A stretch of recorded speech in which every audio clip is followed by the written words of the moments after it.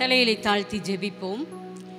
நேசிக்கிற அன்பின் தகப்பனே, ஒவ்வொரு மாதமும் முதலாம் புதன்கிழமைகளிலே எங்களுடைய பெண்கள் சங்கத்தின் இந்த உபவாச ஜபத்தைக்காக ஆண்டவரே நம்முடைய பாதத்திலே வந்து நிற்கிறோம் சுவாமி. இந்த நாளிலும் பாடல் வேளை, துதி வேளை, ஆராதனை வேளை, இன்னுமாய் செய்தியின் வேளை, இன்னுமாய் கூட ஜப வேளை அனைத்திலும் உடைய பிரசன்னத்தாமை தங்க வேண்டுமாய் கெஞ்சுகிறோம் சுவாமி. பரிசுத்த ஆவியானவர் தாமே எங்களை விட்டு நீங்காத தெய்வகுமாரனின் பிரசன்னத்தாமை எங்களை முழுதுமாக ஆட்கொள்ள வேண்டுமாய் உடைய பாதப்படியிலே சுவாமி மகிமை எல்லாம் உமக்கே செலுத்துகிறோம். எல்லாவற்றையும் இயேசுவின் மூல ஜெபங்கேளும் எங்கள் பரிசுத்தமுள்ள பரமபிதாவே, ஆமேன்.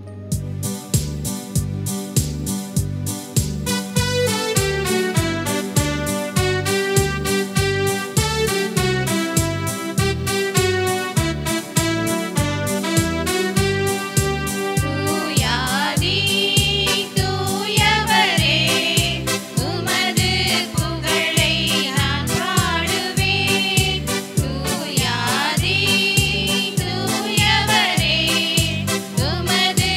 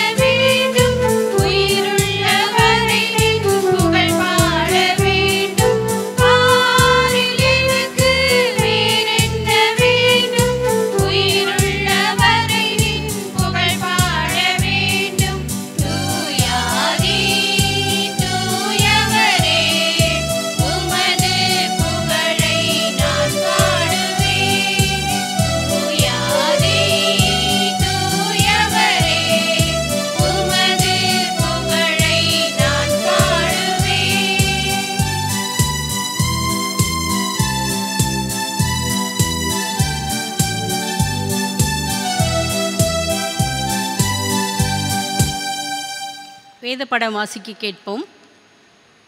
ஹேனா ஆஸ்டின் அம்மா முன் வந்து வேத படம் வாசிப்பார்கள்.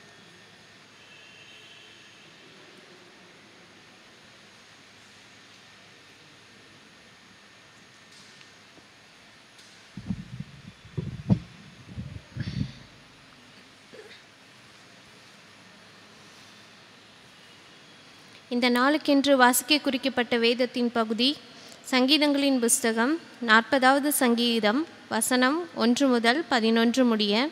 சங்கீதம் 40 வசனம் 1 முதல். கர்த்தருக்காக பொறுமையுடன் காத்திருந்தேன். அவர் என்னிடமாய் சாய்ந்து என் கூப்பிடுதலை கேட்டார். பயங்கரமான குழியிலும் உளையான சேற்றிலும் இருந்து என்னை தூக்கி எடுத்து என் கால்களை கண்மலையின் மேல் நிறுத்தி என் அடிகளை உறுதிப்படுத்தி நமது தேவனை துதிக்கும் புதுப்பாட்டை அவர் என் வாயிலே கொடுத்தார். அநேகர் அதை கண்டு பயந்து கர்த்தரை நம்புவார்கள். அகங்காரிகளையும் பொய்யை சார்ந்திருக்கிறவர்களையும் நோக்காமல் கர்த்தரையே தன் நம்பிக்கையாக வைக்கிற மனுஷன் பாக்கியவான். என் தேவனாகிய கர்த்தாவே, நீர் எங்கள் நிமித்தம் செய்த உம்முடைய அதிசயங்களும் உம்முடைய யோசனைகளும் அநேகமாய் இருக்கிறது. ஒருவரும் அவைகளை உமக்கு விவரித்து சொல்ல முடியாது. நான் அவைகளை சொல்லி அறிவிக்க வேண்டுமானால் அவைகள் எண்ணிக்கைக்கு மேலானவைகள். பலியையும் காணிக்கையையும் நீர் விரும்பாமல் என் செவிகளை திறந்தீர். சர்வாங்க தகன பலியையும் பாவ நிவாரண பலியையும் நீர் கேட்கவில்லை. அப்பொழுது நான், இதோ வருகிறேன், புத்தக சுருளில் என்னை குறித்து எழுதியிருக்கிறது. என் தேவனே, உமக்கு பிரியமானதை செய்ய விரும்புகிறேன். உமது நியாயப்பிரமாணம் என் உள்ளத்திற்குள் இருக்கிறது என்று சொன்னேன். மகா சபையிலே நீதியை பிரசங்கித்தேன். என் உதடுகளை மூடேன். கர்த்தாவே, நீர் அதை அறிவீர். உம்முடைய நீதியை நான் என் இருதயத்திற்குள் மறைத்து வைக்கவில்லை. உமது சத்தியத்தையும் உமது இரட்சிப்பையும் சொல்லியிருக்கிறேன்.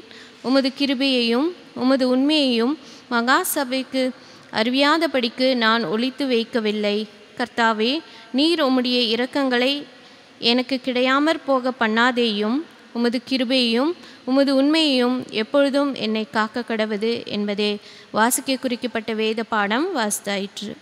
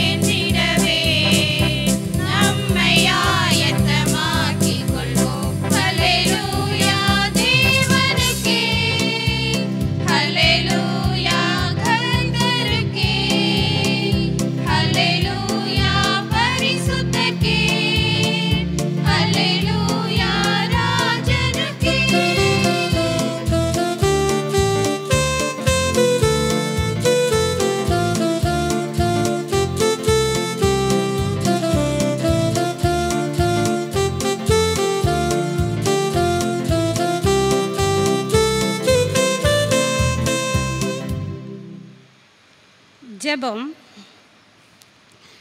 தாகமடைந்தோர் எல்லோருமே தாகத்தை தீர்க்க வாரும், ஜீவ தண்ணீரான கர்த்தர் இயேசுநாதர் ஜீவன் உனக்களிப்பார்.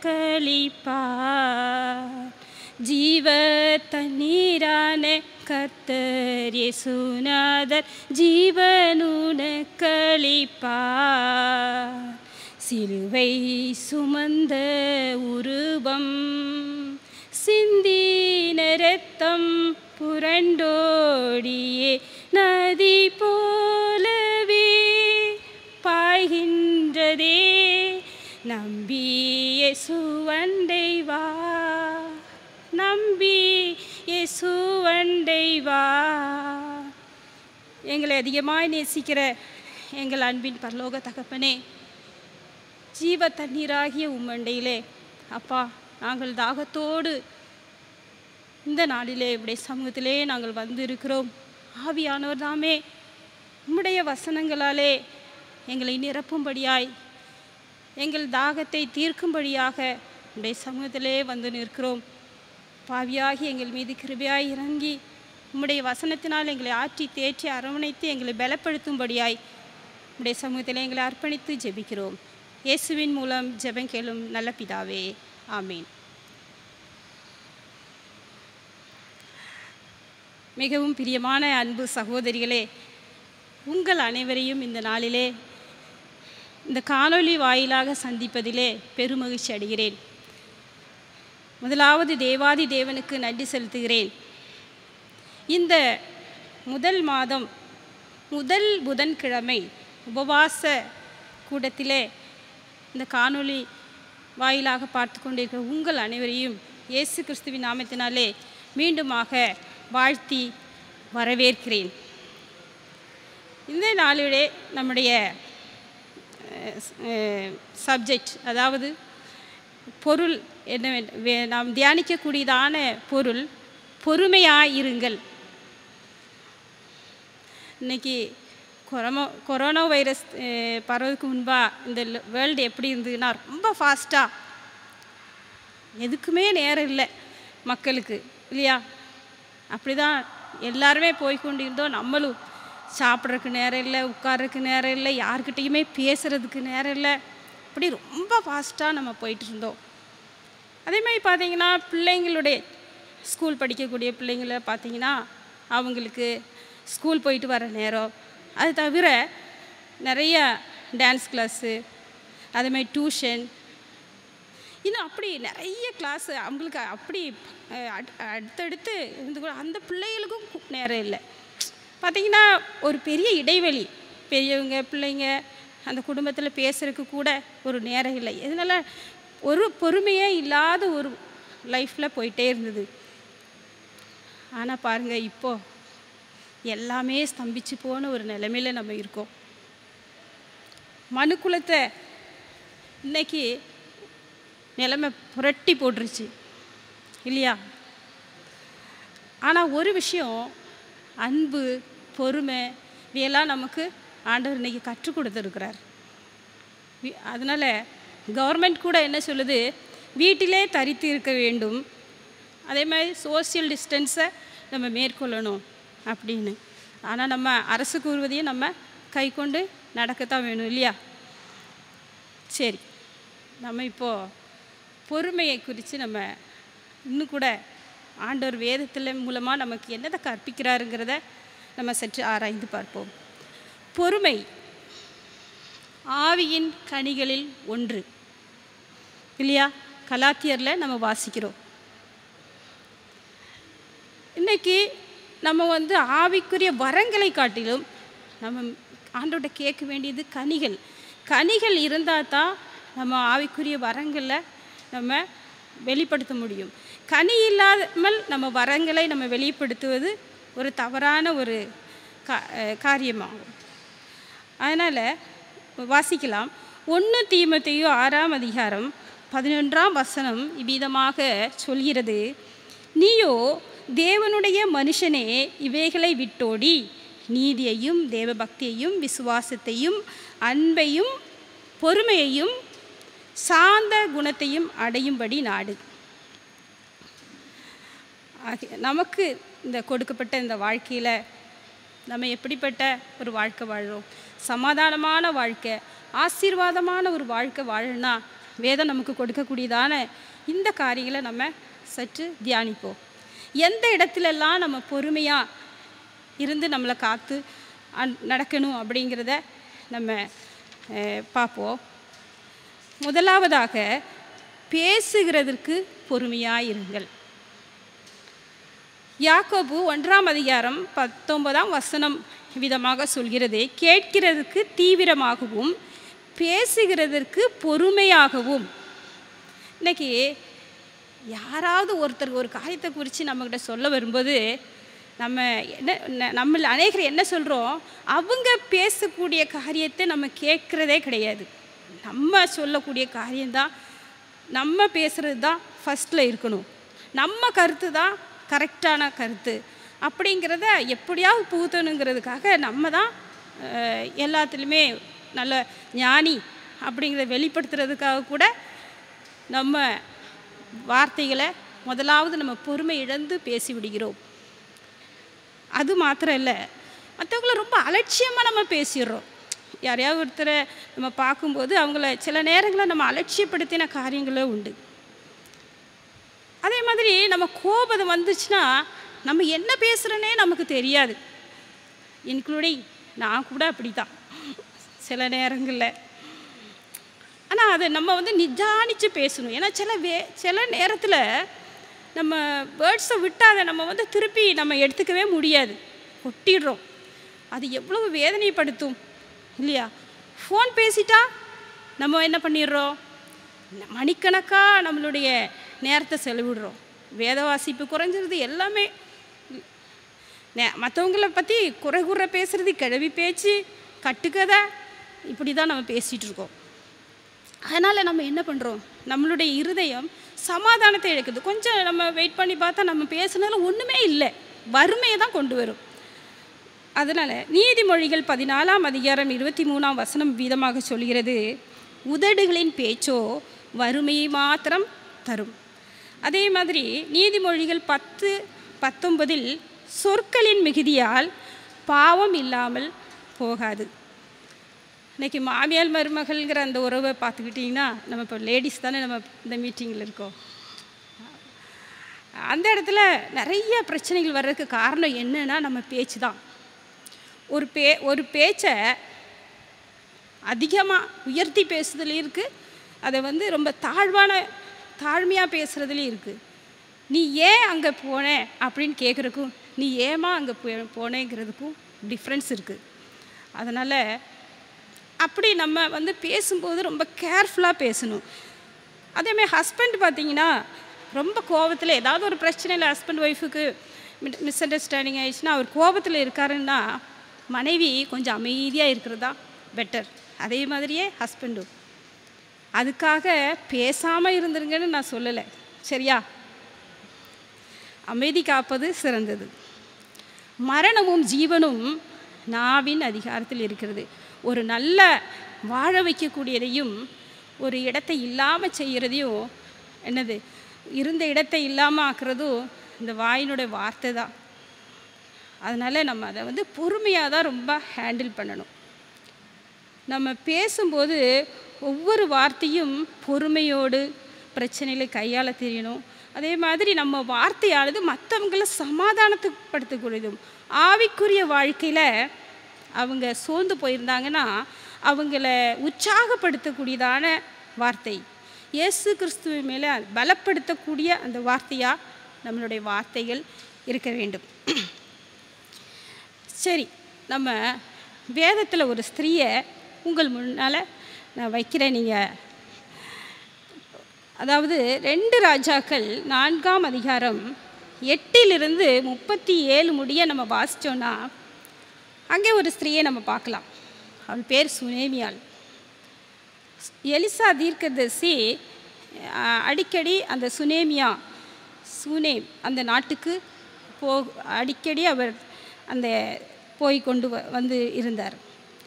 அதனால் அவர் தீர்க்கதரிசியானபடியினால் அவரை உபசரிக்கணும் அப்படின்னு சொல்லிட்டு அந்த அங்குள்ள ஒரு ஸ்திரீ, கனம் பொருந்திய ஸ்திரீ சுனேமியாள், அவள் ஒரு மேல் வீடு கட்டி அவர் தங்க வச்சு அதுக்குரிய எல்லா ஹெல்ப்பும் பண்ணியிருந்தாள்.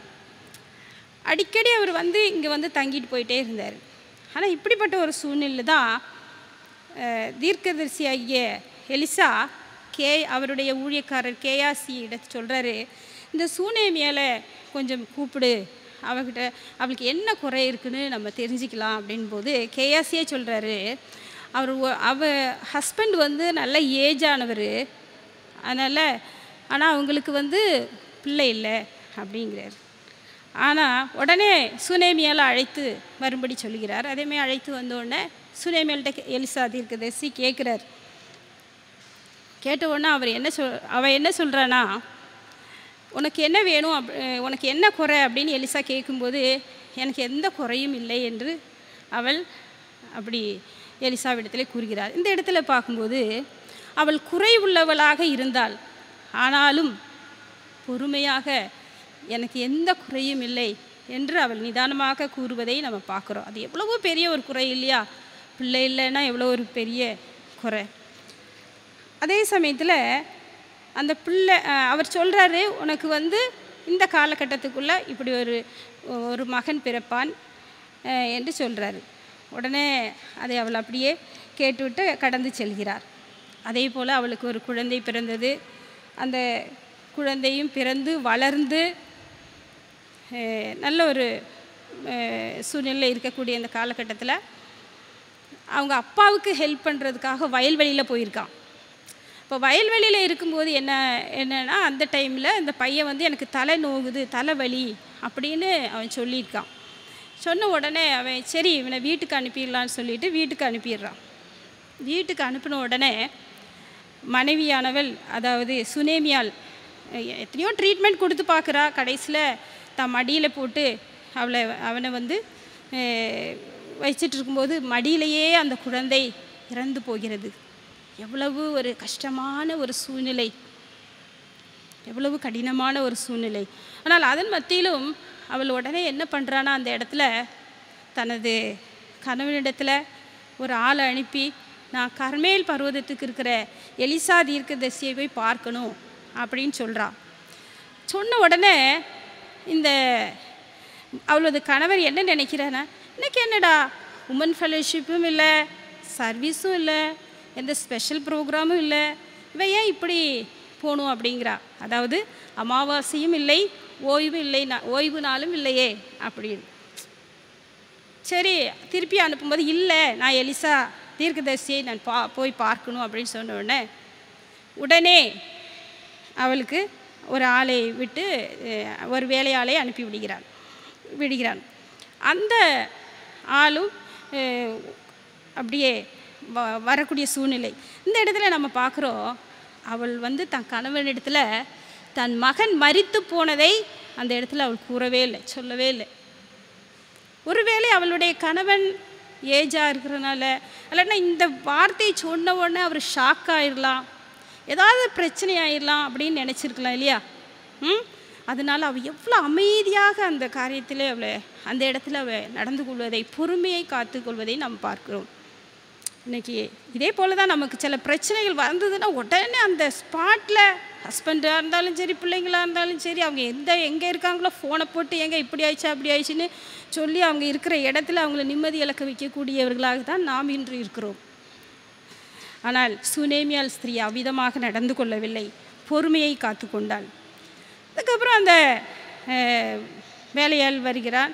அவனோடு சேர்ந்து அந்த வண்டி கழுதை மேலே ஏறி போகும்போது அந்த வேலைக்காரத்தில் என்ன சொல்கிறான்னா, எங்குமே நீ ஓட்டத்தை நிறுத்தாதே என்று கூறுவதை பார்க்குறோம். எங்குமே ஓட்டத்தை நிறுத்தாதேன்னா மீனிங் ஏதாவது ஒரு இடத்துல நிறுத்திட்டானா அங்கே 4 பேர் கேட்பாங்க, என்னாச்சு உன் பையனுக்கு, என்ன ஆச்சுன்னு சொல்லிட்டு பலவிதமான கேள்விகள் எழும்பும். அதற்கு பலவிதமான பதில்களும் விமர்சனங்களும் வரும். விசுவாசத்தை இழக்க செய்யக்கூடியதான சில கட்டங்களும் வரும். ஆனால் அந்த சுனேமியா ஸ்திரீ எவ்வளவு அருமையாக நடந்து கொண்டாள். ஸ்பீடாக போ, அவளுடைய வாழ்க்கையில் விசுவாச குறைவு வந்துவிடக்கூடாது என்பதற்கு மிகுந்த ஜாக்கிரதையாக நடந்து கொண்டாள். அது மாத்திரமல்ல,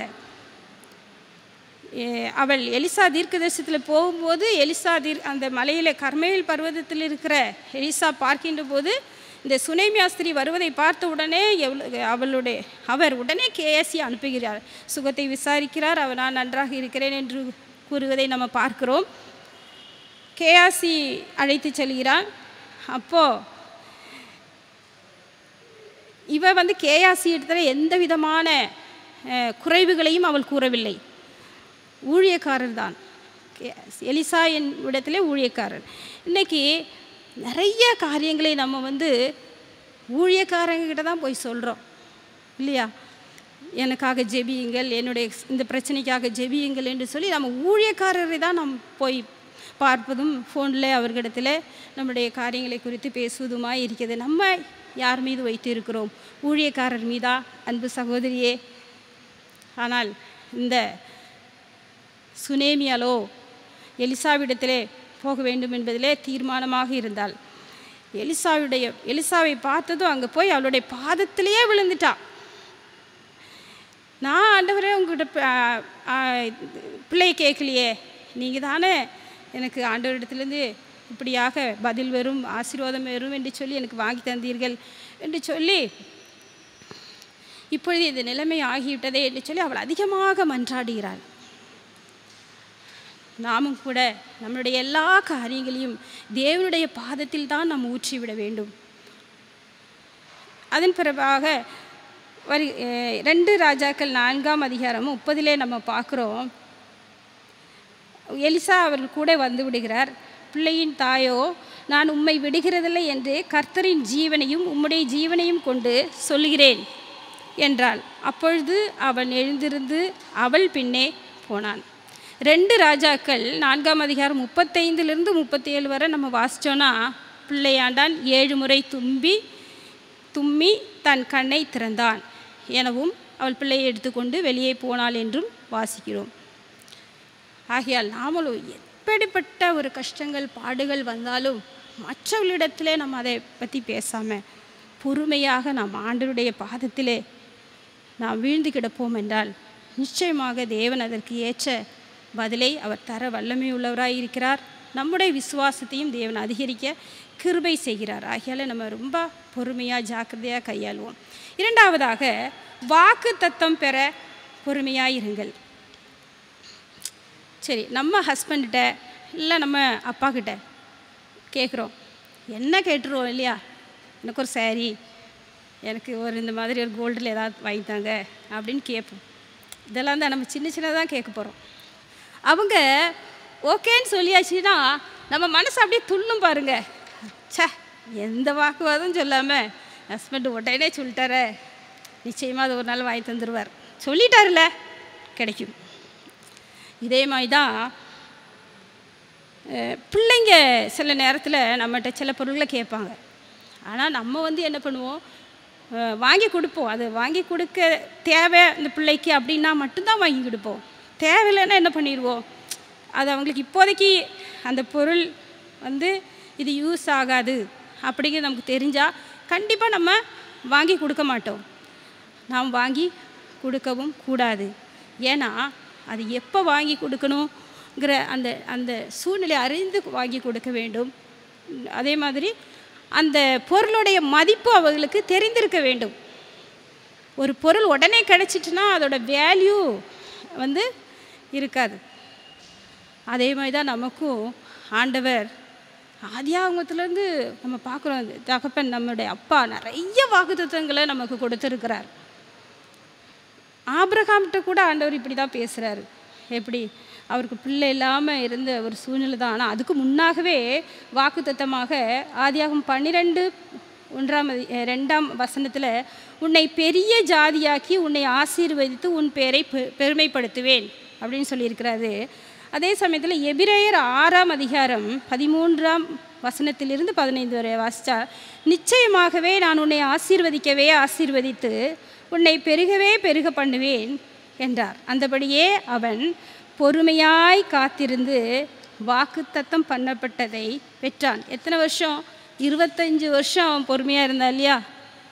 ஆனால் அந்த காத்திருந்து வாக்களிக்கப்பட்ட வாக்குத்தத்தத்தின் மகனை பெற்றான். அதே போல் மோசே இஸ்ரவேல் ஜனங்களை வழிநடத்தி கொண்டு போகும்போது கூட அதுக்கு முன்பாகவே மோசையோடு பேசின காரியங்கள், அதற்கு முன்பாகவே பாலும் தேனும் ஓடுகிற கானான் தேசத்தை தருவேன் அப்படின்னு சொல்லியிருக்காரு. அப்போது அந்த இஸ்ரேல் ஜனங்கள் எகிப்திலே அதிகமான பாடுகளை சந்தித்ததுனால ஆண்டவர் அவர்களுக்கு இரக்கம் பாராட்டி மோசே மூலமாக வழிநடத்தி விதமாக கானான் தேசத்துக்கு அவர்கள் அழைத்து கொண்டு போகக்கூடிய அந்த சூழ்நிலையில் ஆண்டவர் சொன்ன வாக்கு தத்தங்கள் எல்லாம் நிறைவேறியது. அதே சமயத்தில் அந்த வாக்கு தத்தத்தை அடைவதற்கு 40 நாள் போகக்கூடிய பிரயாணம் 40 ஆண்டுகள் ஆயிற்று. 40 நாள் 40 வருடங்கள் ஆயிற்று. ஆனால் அதுக்கு இடையில் முறுமுறுத்தவங்க, ஆண்டவருடைய கட்டளைக்கு கீழ்ப்படியாமல் போனவங்க எல்லாரும் அந்த ஆசீர்வாதத்தை இழந்து போனார்கள். ஆகையால் நாமும் ஆண்டவருடைய ஆசீர்வாதத்தை வாக்குத்தத்தத்தை நாம் பெற்றுக்கொண்டு அதை நமக்கு அது ஏற்புடையதாகும் வேலைக்கு நாம் கடந்து வர வேண்டும் என்றால் நம்ம கொஞ்சம் வெயிட் பண்ணி தான் ஆகணும். அருமையாக அந்த கானான் தேசத்தை 40 ஆண்டுகள் அவர்கள் ஆயிற்று கடந்து வருவதற்கு. அந்த வாக்கு தத்தமும் நிறைவேறிட்டு யோசேப்போடு கூட தேவன் தரிசனமாக காண்பித்ததை கூட நம்ம பார்க்குறோம். எத்தனை தரிசனங்கள்! இவனை பார்த்தாலே சொப்பனக்காரன்னு சொல்லி அவனுடைய சகோதரர்களெல்லாம் அவனை கேலி செய்தது இருக்கிறாங்க இல்லையா? ஆனால் உடனே நிறைவேறிட்டா இல்லை, காலம் கொஞ்சம் லேட்டாக இருந்துச்சு. சங்கீதம் 105:19 நம்ம வாசிக்கிறோம், கர்த்தர் சொன்ன வார்த்தை நிறைவேறும் அளவும் அவருடைய வசனம் அவனை புடமிட்டது. எப்படி புடமிடப்பட்டது? அவன் சகோதரரால் அதிகமாக நிந்திக்கப்பட்டான். அதே போல் அவனை குழியில் கூட ஒரு சமயத்தில் கொண்டு போய் போடுறாங்க. அதுக்கப்புறம் பார்த்திங்கன்னா அவன் சிறையில் அடைக்கப்பட்டான். அவனை கொண்டு போய் இப்படி நிறைய கஷ்டங்களே அவன் பட்டான். புடமிடப்படுதல் இப்படி தான் நமக்கும் ஆண்டவர் கொடுத்த வார்த்தைகள் நிறைவேறும் அளவும் நமக்கும் சில காரியங்கள் கஷ்டங்கள் வரும். ஆனாலும் அதிலே நாம் சோர்ந்து போய்விடக்கூடாது. ஆனால் அந்த ஆண்டவர் சொன்ன வார்த்தை நிறைவேறும் போது அவன் எகிப்துக்கு ராஜாவான அடுத்தபடியான போஸ்டில் அவன் இருந்தான். அதே ராஜா கூட யோசேப்புக்கிட்ட கேட்டு தான் எல்லா காரியங்களையும் அவன் செய்தான். அன்பு சகோதரிகளே, நமக்கு கூட நிறைய வாக்குத்தத்தங்களை தேவன் சொப்பனங்களின் மூலமாக, தரிசனங்கள், வேத வசனங்கள் மூலமாக தந்திருப்பார். ஏன் இன்னும் நிறைவேறலன்னு நீங்கள் கவலைப்படாதீங்க. சரி, என்னுடைய லைஃப்பில் நடந்த ஒரு சின்ன காரியத்தை உங்கள்கிட்ட ஷேர் பண்ணிக்கிறேன். என்னுடைய ஹஸ்பண்ட் HLL என்ற கம்பெனியில் டீ எஸ்டேட்டில் வேலை செய்து கொண்டிருந்தார்கள். எங்களுக்கு திருமணமாகி ஒரு 3-4 வருஷம் நினைக்கிறேன், தேவசோலா என்ற பகுதியிலே எஸ்டேட்லேயே நாங்கள் வாழ்ந்து கொண்டிருந்தோம். அப்போ அது அங்கேருந்து டிரான்ஸ்ஃபராக வால்பாறைக்கு வந்தது. நாங்கள் அங்கே கடந்து செல்ல வேண்டும். என்னுடைய இருதயம் எவ்வளவு வேதனைப்பட்டது என்றால் அன்று என் தேவனுக்கு மாத்திரம்தான் தெரியும். ஏன்னா என்னுடைய பேரண்ட்ஸ், என்னுடைய ஃப்ரெண்ட்ஸு, என்னுடைய ப்ரேயர் சர்க்கிள் உள்ள ஃப்ரெண்ட்ஸு, சர்ச் மெம்பர்ஸ் எல்லாரையும் விட்டுட்டு போகும்போது அவ்வளவு வேதனையோடு நான் அங்கே கடந்து சென்றேன். அந்த வால்பாறைக்கு போன பிறகு நான் அந்த இரவிலே தேவன் என்னோடு ஒரு தரிசனமாக ஒரு காரியத்தை காண்பித்தார். அதாவது அதை எஸ்டேட்டில் வீடு குவார்ட்டர்ஸில் வந்து சுற்றிலும் ஃபென்சிங் போட்டிருப்பாங்க, அதாவது செடி அலையே. அதில் ஒரு இடத்துல ஒரு நல்ல அழகான ஒரு ஒயிட் கலர் பூ நல்லா பூத்திருந்ததை நான் பார்த்தேன். உடனே நான் அடுத்த நாள் காலையில் போய் பார்க்குறேன், அந்த இடத்துல பூ இருக்கா என்று பார்த்தால் அங்கே பூ இல்லை. அதற்குரியதான எந்த அறிகுறியும் கிடையாது. அந்த இடத்துல அப்படி வர்றதுக்கு சான்ஸே கிடையாது. நான் சோர்ந்து போய் இந்த இடத்துல எங்கே பூ வரப்போகுது, இப்படி ஒரு பூ எங்கே, செடியே இல்லையே என்று சொல்லி நான் அப்படியே கடந்து வந்தது நாட்கள். ஒரு நாள் ஒரு 3-4 மாதம் இருக்கும், திடீரென நான் பார்க்கணும் அந்த இடத்துல ஒரு அழகாக நான் எந்த அளவுக்கு எப்படி பார்த்தனோ அதே ஒயிட் கலர் பூ பூத்திருந்து பார்த்தோன்னே என் இருதயம் அப்படியே பயங்கர சந்தோஷத்தினால் ஆண்டவருக்குள்ளாக நான் களி கூர்ந்தேன். பிறகு நான் அது பக்கத்தில் போய் பார்த்தா அதில் ஒரு புதுசாக லில்லி, அருமையாக, ஏன்னா எஸ்டேட்டில் இருக்கிறவங்களுக்கு அது தெரியும், லில்லி மலர் அழகாக பூத்திருந்தது. அது எதை குறிக்கிறது என்றால், என்னுடைய வாழ்க்கையிலே நான் தனிமைப்பட்ட ஒரு சூழ்நிலையிலே வந்துவிட்டேனோ என்று அந்த நாளிலே நான் கலங்கினவளாக காணப்பட்ட சூழ்நிலை, தேவன் மாறாதவர் என்பதையும் அவர் என்னோடு கூட இருக்கிறார் என்பதையும் அவர் எனக்கு உற்சாகப்படுத்தியதை போன்று எனக்கு இருந்தது. அது மாத்திரமல்ல அன்பு சகோதரிகளே, ஒரு சில காரியங்கள் நமக்கு நிறைய லேட்டாகும் வாக்கு தத்தம். ஆனால் சில நேரத்தில் ஆண்டவர் கொடுத்த வாக்கு தத்தம் உடனே நமக்கு நிறைவேறிவிடும். வால்பாறையிலிருந்து பெங்களூர் என்ற பட்டணத்தில் என்னோடய ஹஸ்பண்டுக்கு மீண்டுமாக ஒரு வேலை கிடைத்தது. அதன்படி நாங்கள் அங்கு இருந்து ஒரு 2-3 மாதத்திற்கு பிறகாக ஒரு நாள் மற்றொரு கம்பெனியிலிருந்து எனது ஹஸ்பண்டுக்கு ஒரு ஆஃபர் வந்தது. அப்பொழுது நான் எப்பொழுதுமே நாங்கள் இருவருமே ஜெபிப்போம், இந்த வளர்ச்சி, இந்த ஒரு வேலை வாய்ப்பு எங்கள் வாழ்க்கையில் உமக்கு நாங்கள் முடிவு பரியந்தம் நிலைத்திருக்க, உம்முடைய சாட்சியாக நாங்கள் வாழ்வதற்கு ஏதுவாக இருந்தால் மாத்திரமே எங்களுடைய வாழ்க்கையில் இந்த ஆசீர்வாதத்தை நீர் எங்களுக்கு அனுமதிக்க வேண்டும், இல்லை என்றால் ஆண்டவரே வேண்டாம், உம்முடைய சித்தம் என்று சொல்லி நாங்கள் ஜெபிப்பது தான் எங்களுடைய வழக்கம். அதே போல் நான் காலை வேளையில் ஜெபித்து கொண்டு இருக்கின்ற பொழுது தேவன் என்னோடு இடைப்பட்டதான வார்த்தை, இரட்டத்தனையான ஆசீர்வாதத்தை தருவேன், அதை இன்றைக்கே தருவேன் என்று சொன்னார். அன்பு சகோதரிகளே, அன்று காலை வேளையிலே அவர்கள் இன்டர்வியூக்காக கடந்து செல்கிறார்கள். ஜெபித்து நாங்கள் நான் அனுப்பிவிட்டேன். அப்பொழுது அவர்கள் இன்டர்வியூ முடிந்து வருவதற்கு சற்று தாமதமாகியது. நானும் அவர்களிடத்தில் உற்சாகத்தோடு ஜெபித்து கடந்து அவர்கள் சென்றார்கள். இரவு வேலை வந்தோடனே லேட் ஆகும்போது எனக்கு அந்த சிட்டியில் நான் மட்டும் தனியாக இருக்கேன், எனக்கும் கொஞ்சம் பயந்தான். இருந்தாலும் அவர்கள் லேட்டாக வந்தாங்க. வந்த உடனே அவங்க என்கிட்ட சொன்ன ஒரு வார்த்தை என்னவென்றால், அவர்கள் அந்த ஆஃபர் லெட்டரோடு வந்தாங்க. சொல்லும்போது என்ன சொன்னாங்கன்னா, நான் எனக்கு இன்டர்வியூவில் நான் செலக்ட் ஆன உடனே அதுக்கு ஒரு லெட்டர் இது கொடுப்பாங்க, அதில் எவ்வளோ சேலரி என்பதை இவர்கள் தான் சைன் போடணும். இவர்களுக்கு ஏற்ற விதமாக ஒரு அமௌண்ட் போட்டு சைன் பண்ணிவிட்டு கடந்து வந்து விட்டார்கள். உடனே அங்கிருந்து அவர்கள் கொடுத்த அந்த லெட்டரில் பார்த்தா, நான் ஆண்டவர் சொன்ன அந்த வார்த்தை, இரட்டத்தனையான ஆசீர்வாதத்தை தருவேன் என்று சொன்னது போல, இவர்கள் வாங்கி கொண்டிருக்கிற அந்த சேலரிக்கு இரட்டத்தனையான ஆசீர்வாதத்தை கொடுத்து இந்த டேட்டில் நீங்கள் ஜாயின் பண்ணிக்கொள்ளுங்கள் என்று அந்த லெட்டரை கொடுத்தார்கள். அருமையான சகோதரிகளே, எவ்வளவு ஒரு பெரிய ஆசீர்வாதம்! கர்த்தரை தேடுவதற்கு ஒரு நன்மையும் குறைவுபடாது. நம்முடைய வாழ்க்கையிலே நாம் கர்த்தருக்காய் பொறுமையாய் நாம் காத்திருக்க வேண்டும்.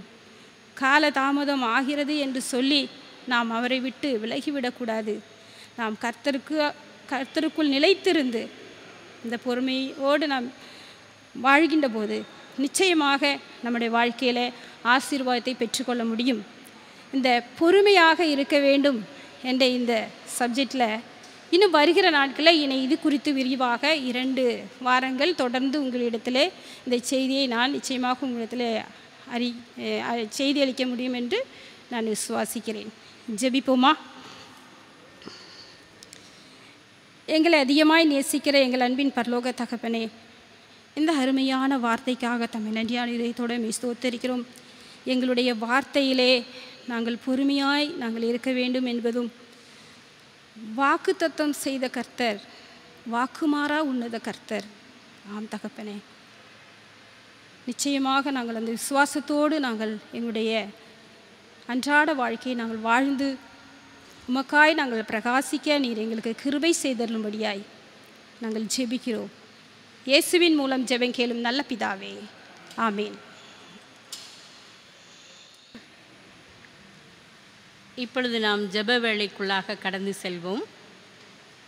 திருமதி தேவ கணிப்பால் அவர்கள் ஜெபிப்பார்கள். எங்கள் அன்பின் பரலோக பிதாவே, இந்த அருமையான காலை நேரத்தில் உம்மை துதிக்கிறோம்ப்பா. ஆண்டவரே, நீர் கொடுத்த அந்த நேரத்திற்காக உமக்கு நன்றி செலுத்துகிறோம் அப்பா. இப்பொழுதும் ஆண்டவரே, கொரோனா வைரஸினால் உலகம் முழுவதும் பாதிக்கப்பட்டு இருப்பதை நீர் அறிவீர் கர்த்தாவே.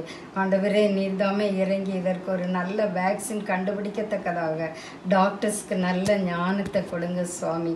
எல்லாவற்றுக்கும் மேலாக ஆண்டவரே, இந்த கொரோனா பாதிப்பினால் ஆண்டவரே வாழ்வாதாரமும் ஆண்டவரே தொழில்களும் முடங்கி போய் இருப்பதை நீர் அறிவீரப்பா.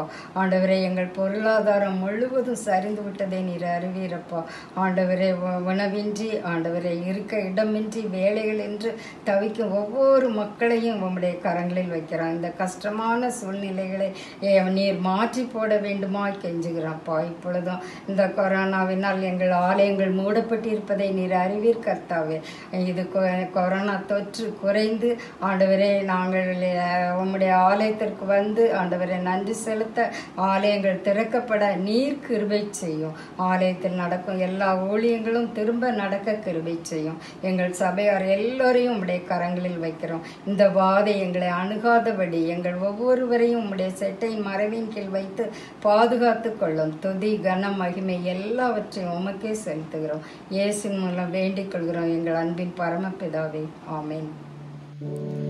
சென்ற காலம் முழுவதும் காத்தாரே, ஓர் சேதமும் அணுகாமல் சொந்தமாக ஆசீர் பொழிந்தனக்கென்றும் சுகபலன் அளித்தாரே. ஆம் தகப்பனே, நன்றியோடு உம்மை துதிக்கிறோம், உம்மை சோத்தரிக்கிறோம் அப்பா. தகப்பனே, இந்த செப வேலைக்காக நன்றி செலுத்துகிறோம். சென்ற காலம் முழுவதும் கர்த்தாவே எங்கள் கண்ணின் கருவிலேயே போல் நீர் பாதுகாத்த கிருபைகளுக்காக உம்மை துதிக்கிறோம், உம்மை சோத்தரிக்கிறோம் கர்த்தாவே அப்பா. தகப்பனே கர்த்தாவே அப்பா, இதோ கொடுக்கப்பட்ட செப விண்ணப்பங்களுக்காக வருகிறோம், தேசத்துக்காக வருகிறோம் கர்த்தாவே. இதோ அப்பா, தேசமே மகிழ்ந்து கலிகூறு கர்த்தர் பெரிய காரியங்களை செய்வார் என்ற வாக்கின்படி நீர்தாமே கிருபை பாராட்டும்படியாய் செபிக்கிற கர்த்தாவே அப்பா. கிருபை பாராட்டுவீராக, நாமத்தை மகிமைப்படுத்துவீராக கர்த்தாவே. என் தேசத்தில் கர்த்தாவே அப்பா சமாதான கர்த்தாவே அப்பா, சமாதானம் கர்த்தாவே இழந்தவைகளாய் நிற்கிறோமே கர்த்தாவே. நீர் கிருபை பாராட்டும்படியாய் ஜெபிக்கிற கர்த்தாவே அப்பா. தேசத்தின் மேல் கர்த்தாவின் கிருபையை பொழியும்படியாய் நாங்கள் ஜெபிக்கிற. எல்லைகளில் சமாதானம் இல்லை ஆண்டவரே கர்த்தாவே. தகப்பனே அப்பா, கொள்ளை நோயின் நிமித்தம் கர்த்தாவே, புயலின் நிமித்தம் கர்த்தாவே, வெள்ளங்களின் நிமித்தம் கர்த்தாவே அப்பா, என் தேசம் கர்த்தாவே சமாதானத்தை இழந்தவைகளாய் நிற்கிறது நீர் அறிவீர் கர்த்தாவே. நீர்தாமே கிருபை பாராட்டும்படியாய் நாங்கள் ஜெபிக்கிற கர்த்தாவே அப்பா. அப்ப தகப்பனே கர்த்தாவே, சீன எல்லைகளில் கர்த்தாவே நீர்தாமே சமாதானத்தை கட்டளையிடும்படியாய் ஜெபிக்கிறேன் கர்த்தாவே அப்பா. இதோ தகப்பனே அப்பா, தகப்பனே யுத்தத்தில் கர்த்தாவே மரித்த இராணுவ வீரர்களை அப்பா நாங்கள் நினைக்கிறோம் கர்த்தாவே அப்பா. எல்லைகளில் நீ சமாதானத்தை கட்டளையிடும்படியாய் ஜெபிக்கிறேன். பேச்சுவார்த்தையின் மூலம் கர்த்தாவே எல்லைகளில் கர்த்தாவே தீர்வு காண நீர்தாமே கிருபை பாராட்டும்படியாய் ஜெபிக்கிறோம் அப்பா. எல்லைகளுக்கு எல்லை, தேசங்களுக்கு தேசம், யுத்தத்தை நீர் ஓய பண்ணும்படியாய் நாங்கள் ஜெபிக்கிறோம் கர்த்தாவே. கிருபை பாராட்டுங்க, நாமத்தை மகிமைப்படுத்துவீராக கர்த்தாவே. தொடர்ந்து அப்பா அவர் கர்த்தாவே உன் எல்லைகளை சமாதானம் உள்ளவையில் ஆக்கி கர்த்தாவே உன்னை உச்சிதமான கோதுமையினால் அப்பா கர்த்தாவே போசிப்பார் என்ற வாக்கின்படி நீர் கிருபை பாராட்டும்படியாய் நாங்கள் ஜெபிக்கிறோம் கர்த்தாவே அப்பா. கிருபை பாராட்டுங்க, என் தேசத்துல சமாதானத்தை நீர் கட்டளையிடுவீராக கர்த்தாவே அப்பா. எங்கு பார்த்தாலும் கர்த்தாவே அப்பா அவயங்கள் கர்த்தாவே கொள்ளை நோய் நிமித்தம் பெருகி கொண்டு வருகிற ஒவ்வொரு கர்த்தாவே அப்பா நோயில் இருந்துட்டு பரிபூர்ண விடுதலை கட்டளையிடும்படியாக இயேசுவின் நாமத்தில் ஜெபிக்கிறோம் பிதாவே. ஆமென்.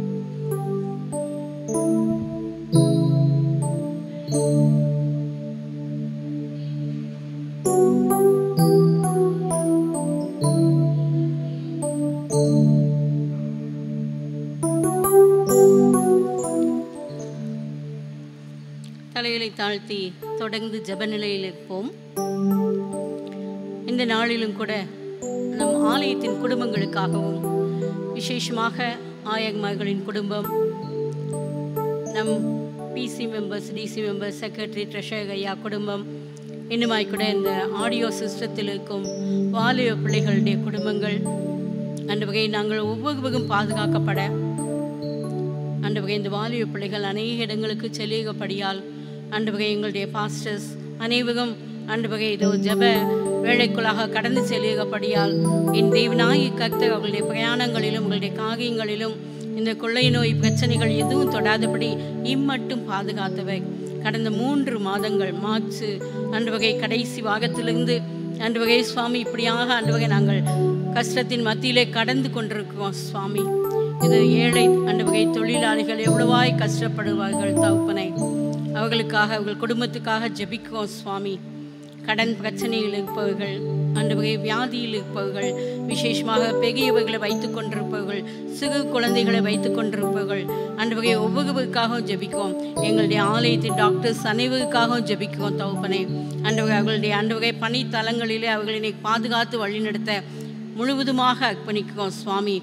ஆவியானவர் தாமே ஆண்டவரே உடைய தூதர்களை வைத்து அவர்களுக்கு விசேஷித்த பாதுகாப்பை கொடுக்க வேண்டுமாய் கெஞ்சுகிறோம் சுவாமி. ஆண்டவரே விசேஷமாக தகப்பனே, ஆண்டவரே ஆண் பிள்ளைகள், பெண் பிள்ளைகள் அனைவரையும் படித்து கொண்டிருக்கும் குட்டி பிள்ளைகள் அனைவரையும் உடைய சமூகத்தில் வைக்கிறோம் தகப்பனே. ஆண்டவரே இந்த காலகட்டத்திலே பிள்ளைகள் பாதுகாக்கப்பட, குடும்பங்கள் பாதுகாக்கப்பட, சிறு குழந்தைகள் பாதுகாக்கப்பட, விசேஷமாக ஆண்டவரே பிரசவத்தை எதிர்நோக்கியிருக்கும் எங்கள் அன்பு பிள்ளைகள் பாதுகாக்கப்பட, ஆண்டவரே திருமண வாழ்க்கையில் ஈடுபட ஒவ்வொரு குடும்பங்களையும் நினைக்கிறோம் சுவாமி. ஆண்டவரே பல விதத்திலும் போராட்டங்கள் மத்தியிலே நாங்கள் கடந்து கொண்டிருக்கிறோம் சுவாமி. என் தேவனாகி கர்த்தர் எங்கள் ஆலயத்தின் குடும்பங்கள் அனைவரையும் உடைய சமூகத்தில் வைக்கிறோம் அப்பா. ஆண்டவரே நீர் தாமே இந்த பகிர்ந்துபட்ட ஆலயத்திலே ஆண்டவரே வேற்று இடங்களிலே, வெளியிடங்களிலே இருப்பவர்கள், விசேஷமாக தூர தேசத்தில் இருப்பவர்கள் அனைவருக்காகவும் ஜெபிக்கிறோம் சுவாமி. எந்த பிசாசின் கிரியைகளும் ஆண்டவரே எங்கள் பிள்ளைகளை தொடாதபடி, எங்கள் குடும்பங்களை தொடாதபடி என் தேவன் ஆண்டவரே இயேசுவின் இரத்தத்தினால் அவர்களை முத்திரிக்கிறோம் சுவாமி. நீ தாமே ஆண்டவரே சுவாமி, எங்கள் மக்கள் அனைவரையும் விசேஷமாக வியாபார தொழிலே இருக்கப்படியால் தேவையான பாதுகாப்பு வேண்டுமே தகப்பனே. அப்பா மனமகங்கு சுவாமி, எங்கள் பாவங்களை மன்னியும் தகப்பனே. ஆண்டவரே விசேஷமாக அவர்கள் என்று மட்டும் ஆண்டவரே உமக்கென்று கொடுத்து உம்முடைய நாமத்தை மகிமைப்படுத்தி கொண்டிருக்கப்படியால் அதன் மூலமாக அநேக ஆண்டவரே மிஷினரிமார்களை எங்கள் ஆலயத்திலே நாங்கள் தாங்கி கொண்டிருக்கோமே சுவாமி. எங்கள் பணத்தின் தேவைகள் சந்திக்கப்படட்டும் இயேசுவின் நாமத்தினால். ஆலயத்தின் சகல கட்டுமான பணிகள் அனைத்துக்காகவும் ஜெபிக்கிறோம் தகப்பனே. விசேஷமாக பலவீனத்தில் இருப்பவர்களுக்காக ஜெபிக்கிறோம். என் தேவன் மனமகங்க வேண்டுமாய் கெஞ்சுகிறோம் சுவாமி. ஆண்டவரே நீ தாமே ஆண்டவரே சுவாமி, உம்முடைய வார்த்தையின்படி வியாதியை உன்னை விட்டு விலக்குவேன் என்று சொன்னவர் அப்படியாக எங்களுடைய வியாதிகளையும் கடன் தொல்லைகளையும் ஆண்டவரே எங்களுடைய பிரச்சனைகள் அனைத்தையும் ஆண்டவரே சுவாமி விடுவிக்க வேண்டுமாய் கெஞ்சுகிறோம் சுவாமி. எங்களை தாழ்த்தியோம் ஆண்டவரே, எல்லா காரியங்களும் உடைய கருத்தில் வைக்கும். மகிமை அனைத்தையும் உமக்கே செலுத்துவோம் சுவாமி. ஒவ்வொரு புதன்கிழமை முதலாம் ஆண்டவரே மாதத்தின் முதல் வாகத்திலே நாங்கள் ஜபிக்கும் விண்ணப்பங்களை நீங்கள் அங்கீகரித்து கொண்டிருக்கிறீர்கள். நன்றி செலுத்துவோம் சுவாமி. ஒவ்வொரு விண்ணப்பத்தையும் உடைய சமூகத்தில் வைப்போம். தாழ்த்திகம் மகிமை அடைவதாக இயேசுவின் மூல ஜபங்கேழும் எங்கள் பரிசுமுள்ள பரமபிதாவே, ஆமேன். முடிவு ஜபமாக திருமதி ஹேனா ஆஸ்டின் அம்மா முன்வந்து ஜபிக்கும்படி வேண்டுகிறேன்.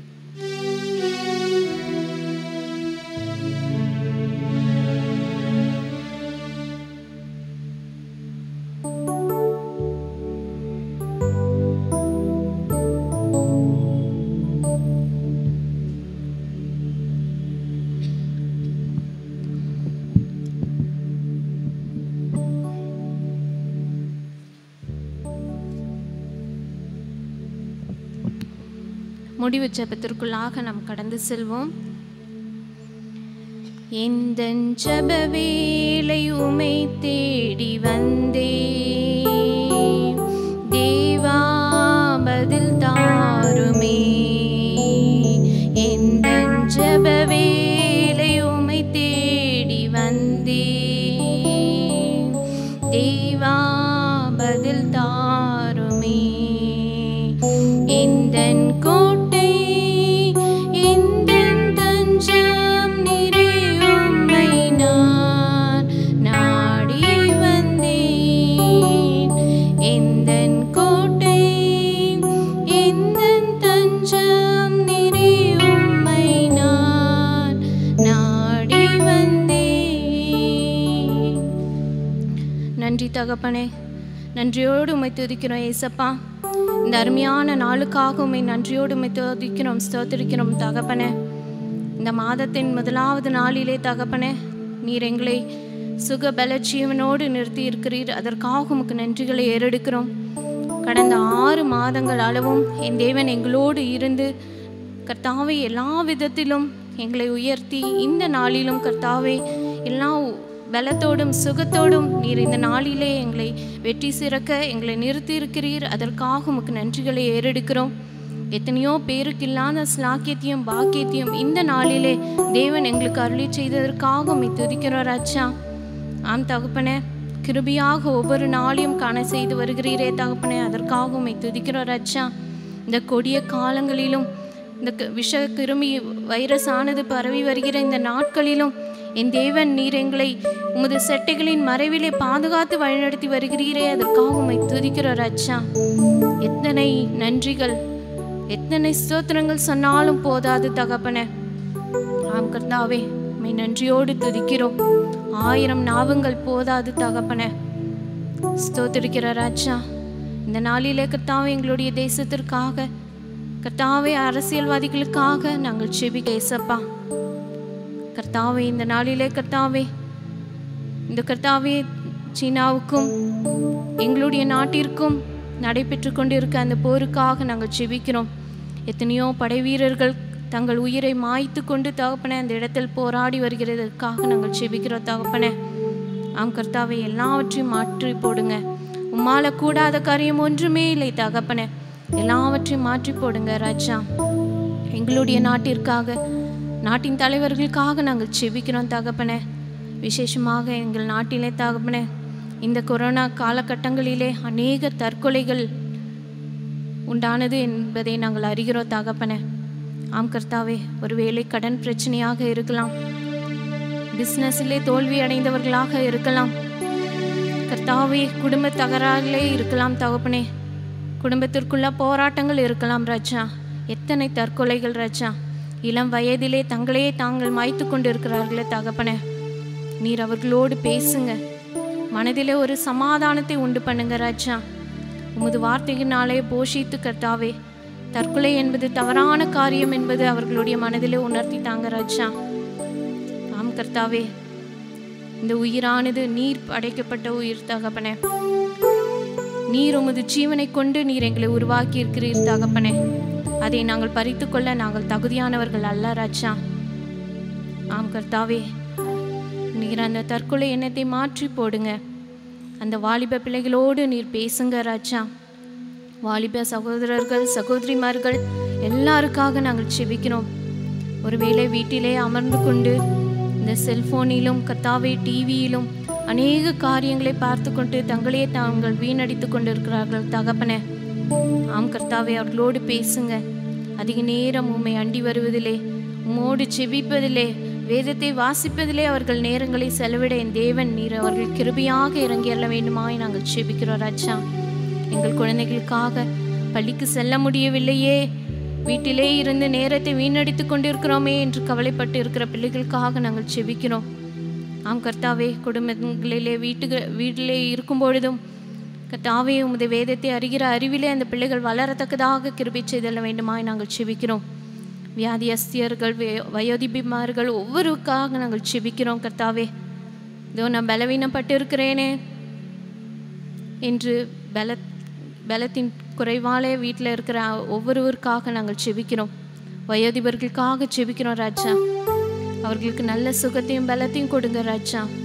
ஒருவரை ஒருவர் நாங்கள் காண முடியவில்லையே, எங்கள் குடும்பங்களை நாங்கள் சந்திக்க முடியாத சூழ்நிலையிலே இருக்கிறோம் என்று தூர இடத்திலே இருக்கிற எங்கள் ஒவ்வொரு குடும்பங்களுக்காக நாங்கள் செபிக்கிறோம் தகப்பனே. ஒவ்வொருவரையும் ஆசீர்வதிங்க. அவர்கள் இருக்கிற இடத்துல சாட்சியாக, மகிமையாக, சந்தோஷமாக, ஆசீர்வாதத்தோடு வாழ கிருபை செய்தல்ல வேண்டுமாய் நாங்கள் செபிக்கிறோம். தூர தேசத்திலே இருக்கிற அநேக குடும்பங்களுக்காக நாங்கள் செபிக்கிறோம். இந்த பிள்ளைகளை விட்டு, மனைவிமார்களை விட்டு, தாய் தகப்பனை விட்டு தூர தேசத்திலே இருக்கிற ஒவ்வொருவருக்காக நாங்கள் செபிக்கிறோம் தகப்பனே. ஒவ்வொருவரையும் ஆசீர்வதிங்க. இருக்கிற இடத்துல கர்த்தாவே உமது ஆசீர்வாதத்தினால் நிறைத்து வழிநடத்தல வேண்டுமாய் நாங்கள் செபிக்கிறோம் தகப்பனே. நன்றியோடு உம்மை துதிக்கிறோம் ராஜா. எங்களுடைய ஆலயத்திற்காக நடைபெறுகிற ஒவ்வொரு ஊழியத்திற்காக நாங்கள் செபிக்கிறோம்.